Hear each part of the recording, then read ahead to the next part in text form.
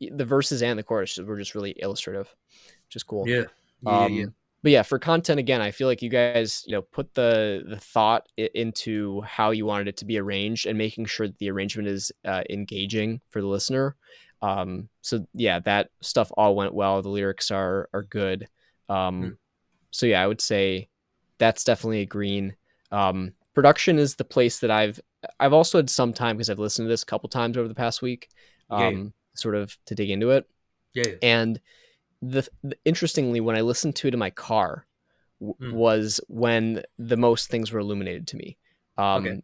I don't know if you guys had a chance to listen across a bunch of different systems critically or not, Hmm. but there are a couple of areas where, like relative to the rest of my library, there are things that sound like they're sort of missing in the frequency area. There is I think like in the lower mid range or the lower low end like sub bass, there seems to be a hole in there. So I don't know if like in the Hmm. studio, I think you guys got a mix like at Classic Studios. Shout out to them. Sheesh. Um, but I don't know if that room, like if the speaker system has enough sub, or maybe it does, or maybe it doesn't, or just the mixing that went into it, or something. But I thought there were a few frequency things that could definitely be evened out a little bit to make it sound like that radio ready quality. Hmm. I think there's still some distance to go from where this is at right now to that. Hmm. Um, which is also, again, we talk about this all the time, is totally fine because you can add tracks again. Me and Zach talked about this too, actually. You can add tracks again through your publishing service if you Yeah. want to update the audio, and everything Hmm. else stays in place. Yeah. And if you guys are going to be putting this onto an EP at some point or an album, you're going to want to have everything mastered to be like relatively level and balanced with each other. So you'll probably go through another mastering process at some point, anyways. That was Hmm. my number one tip as far as like actionable with this. Get somebody else who's not mixing it to master it. Most important thing that I've fucked up on before, Hmm. because it's just perceptual bandwidth, right? Like the person who's mixing it has spent so many hours listening to the track in front of their speaker system in their room with their ears. It's almost impossible for them to objectively master the track. And you just get a second set of expertise on the track to be able to make sure that by the time it reaches our ears, it's gone through the filters, right? And Hmm. it's well, literally gone through the filters, but I mean like the great filter of just getting it to that top quality or whatever you want to call it. Yeah. So yeah, I would say that's my sort of production stuff. There weren't a whole lot of other specifics I had aside from one very minute thing that I noticed recently. Yeah. Or actually, sorry, there's two. One before that, the snare gets lost a lot throughout the Hmm. track. Actually, Hmm. um, that partly it could be a recording thing. I sort of doubt it though. It's probably a mixing thing. I've found in rock records the snare is the hardest thing to get through the mix, people to Hmm. hear, because there's a lot of mid range happening with guitars and vocals and all and keys even. Hmm. You could try side chaining the snare to something. If there's something that's really obscuring that snare, you can do a mild side chain to it. Hmm. Or you can just make sure that it's carved out. There's the right types of compression and EQ and everything on that snare.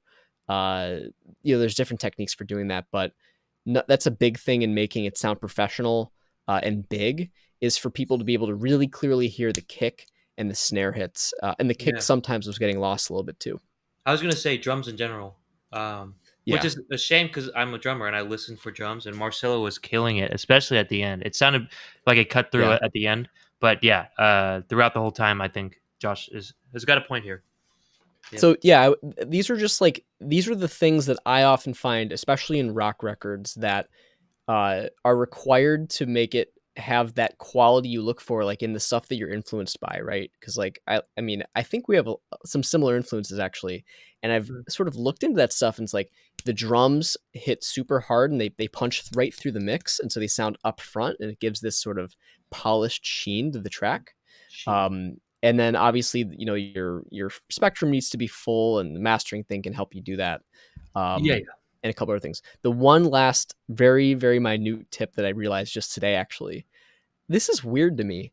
The keyboard part, that solo at the end, is Mm. slightly out of tune with everything else. Hmm. And it could be one of two things. Either there's a guitar or a bass or something, it probably maybe a guitar that is a little bit out of tune at the end of the track, and Hmm. so the two are off. The less likely possibility is that the keyboard patch has some sort of detune thing on it or something.